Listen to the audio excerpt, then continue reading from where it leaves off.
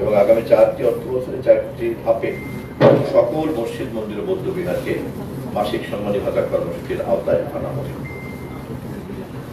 আমরা ঈদ উপলক্ষে, যেহেতু আমাদের সরকারের শুরুতেই আমরা ঈদের এই উৎসবকে ভাগাভাগি করার সুযোগ পেয়েছি, সে কারণে মাননীয় প্রধানমন্ত্রী ঈদের ত্রাণ ও উপহার বিতরণ করেছেন প্রত্যেকটি নির্বাচনী এলাকায়।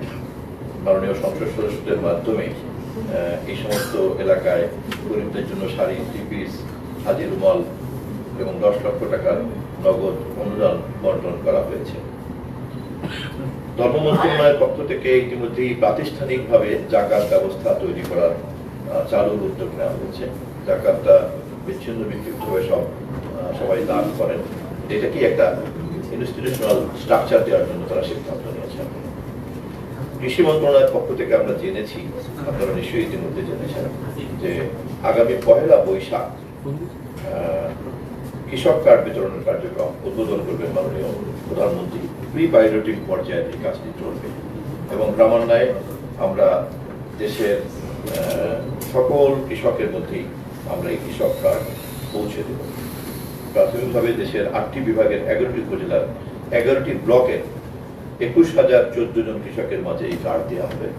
টাঙ্গাইল থেকে এটা যাত্রা শুরু হবে 1 বৈশাখ। এবং আপনারা জানেন যে কৃষি উপকরণ ক্রয়ের জন্য জনপ্রতি বার্ষিক 2,500 টাকা করে তারা প্রণোদনা পাবেন।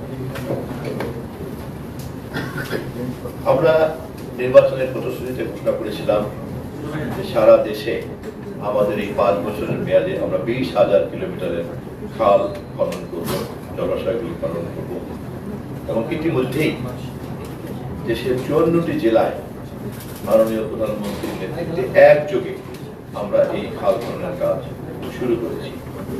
আমরা আগামী 180 দিনের মধ্যে 1200 কিলোমিটারের খাল খনন করতে চাই এবং এই খাল খননের মাধ্যমে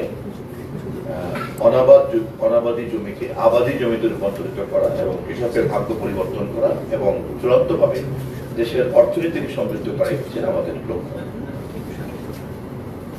আপনারা জানেন যে আমরা এই ধরনের বৈষয়িক উন্নয়নমূলক কর্মসূচি বাস্তবায়ন করার পাশাপাশি আমাদের সরকার গঠন করার দিন সকালবেলাতেই সংসদীয় দলের সভাতে মাননীয় প্রধানমন্ত্রী সংসদ নেতার নেতৃত্বে আমরা ঘোষণা করেছি আমরা আর কখনোই ট্যাক্স ফ্রি গাড়ি দিব না। আমরা ওই দিনই ঘোষণা করেছি আমরা কোনো প্লট নিব না। এমপিদের যে সুবিধা, সেই সুবিধা বিশেষ সুবিধাগুলিকে আমরা বাতিল করার জন্য উদ্যোগ নেব এবং আমরা তা গ্রহণ করবো না। আমরা আশা করি সরকারি দলের বাইরে অন্যান্য এমপিরাও আমাদের এই উদ্যোগের পাশে থাকবেন, আমরা আশা করি।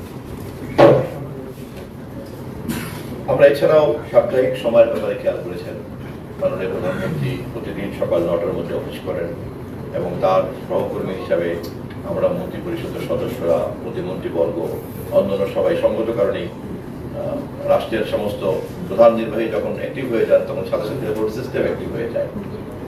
ওনার নেতৃত্বে আমরা একটা নতুন সংস্কৃতি শুরু করতে যাচ্ছি, তাই ইতিমধ্যে জাতি প্রশংসা করেছে। ভিআইপি প্রোটোকল হ্রাস করে দেওয়া হয়েছে। প্রধানমন্ত্রীকে ঘিরে ভিআইপি প্রোটোকলের যে বহর ছিল সেটাকে খুবই সংকুচিত করা হয়েছে, আপনারা তা জানেন। বিমানবন্দরে তাকে বিদায় জানানো অথবা তাকে বর্ষনা জানানোর যে রেওয়াজ ছিল, সেখানে যে ধরনের আতিশয্য ছিল, সেখানে যে ধরনের বাড়াবাড়ি ছিল, আমরা সেটাকেও সংকুচিত করার সিদ্ধান্ত নিয়েছি।